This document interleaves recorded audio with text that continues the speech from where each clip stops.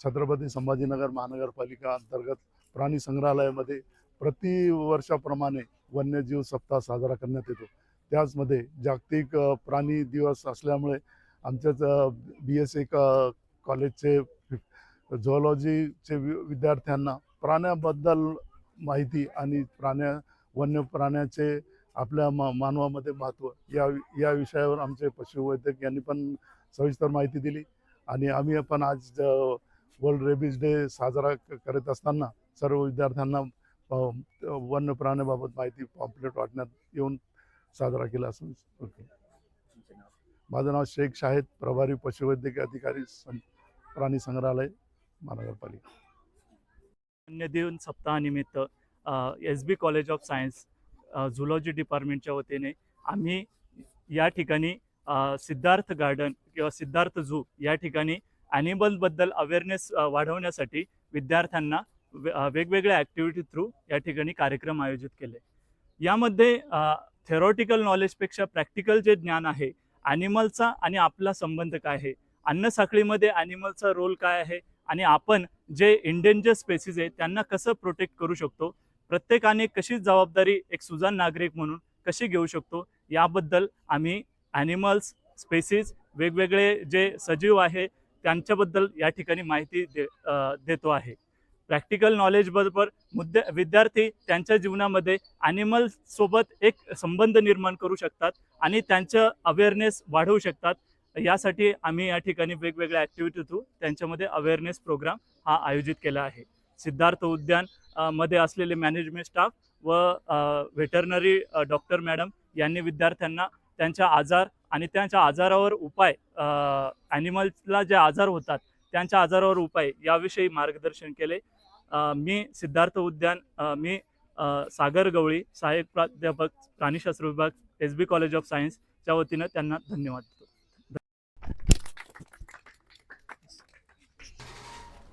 बघून दिसलं.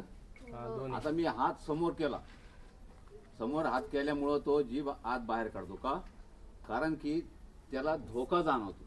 आपला हा शत्रू आहे किंवा भक्षण आहे. हवेमध्ये जे धुलीकण असतात ते त्याच्या जिभेला चिटकतात आणि जिभेला चिटकल्यानंतर ते टाळू लागतात. काय जसं ते अँटीना, त्याला ते समजतं आपलं भक्षण आणि आपला शत्रू. एक उंदीर जर खाल्ला, यांनी जर एक उंदीर खाल्ला तर 8 ते 10 दिवस पचन होण्यास लागते, कारण की सापाचं हे रक्त थंड असतं. आता हा साप बिनविषारी आहे.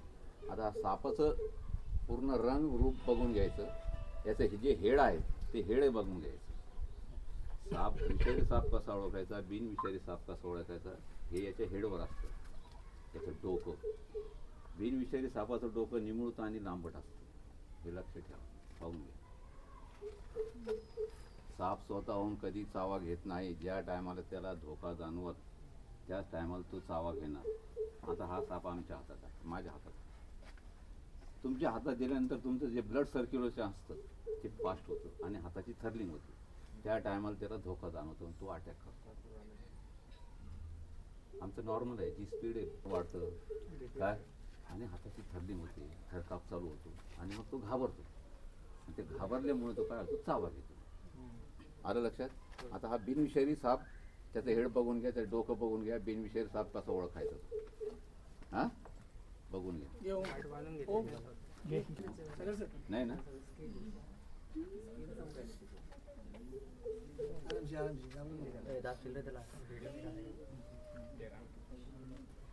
कसं वाटतं? थंड आहे गरम आहे? थंड आहे. हो की नाही? काय जाणवत तुला? भीती वाटते ना? बोलला जाईल ना, काय भीती वाटते थोडी. हां, अजून कसं दम दम रोखले नाही मग एकदम सायलेन्स उभा राहणार मी आहे तुझ्या बाजू नाही चावणार नाही तू चावणार नाही हा? निघून जायचा प्रयत्न करतो. बरोबर आहे इकडे. थंड आहे का गरम आहे थंड आहे थंडगार वाटतं एकदम. चावतो का साप नाही मग तुम्ही लोक साप का मारतात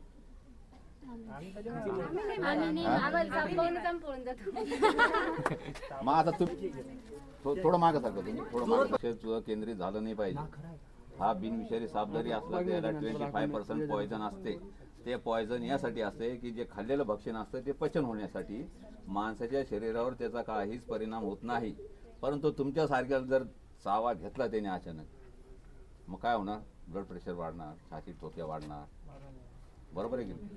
त्याचं लक्ष हां इकडंच लक्ष द्यायचं तिकडं लक्ष द्यायचं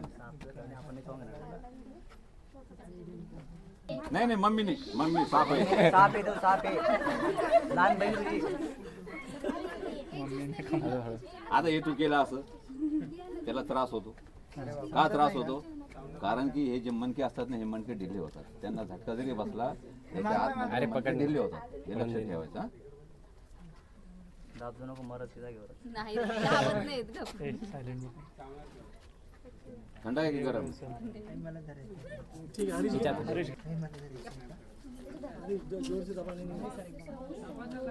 मित्र समजा त्याला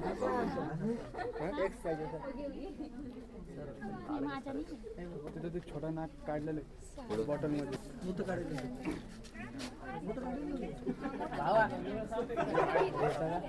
ए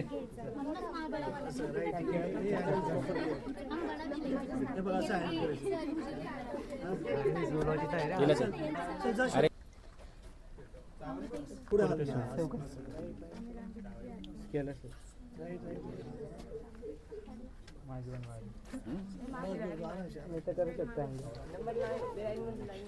याच्या आधी घेतला कधी साप आता माहिती साप धरला हातात कधी मी याच्या आधी धरलेला आहे पण तो मेलेला होता.